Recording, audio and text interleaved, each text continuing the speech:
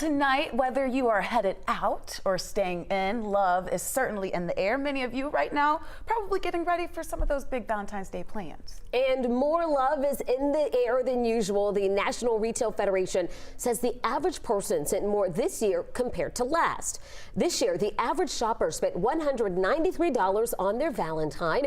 That's $20 more than last year's average of $173. Now, we know that is a lot of money, so if you're staying in tonight to save, here are some cheaper ideas you still have time for. You can have a wine or beer tasting night. You can also involve the kids with a game night, pizza making night, or maybe even a fondue night. Or you can go with a classic movie theater date, maybe one at home. Tickets to a movie that means something to both of you together. You know, is it taking a love letter that he wrote you back in the day and framing it in a beautiful frame that you got for $15, $20?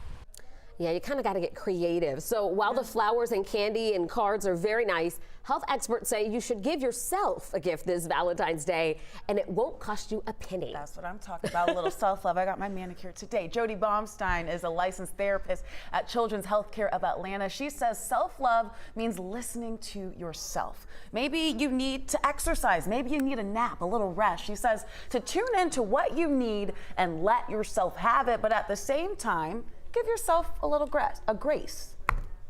Oh, well, if I don't do that, I'm a bad mom or I'm a bad friend. But we can be in relationships with people and still meet our own needs. Look, I agree with that. Baumstein says to recognize what gets in the way of your self-love, find what leaves you feeling depleted, discouraged, disconnected, or overwhelmed. And she says you have to have healthy boundaries and know that it is okay to say no, or as I like to say, they'll be all right. They will.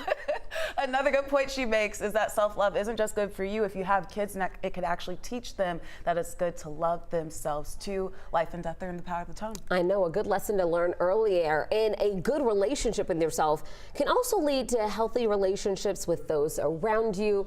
It kind of spreads just like love. So get out there and make that happen this Valentine's Day. Think about the other things in addition to the candy and the cards and stuff. Absolutely.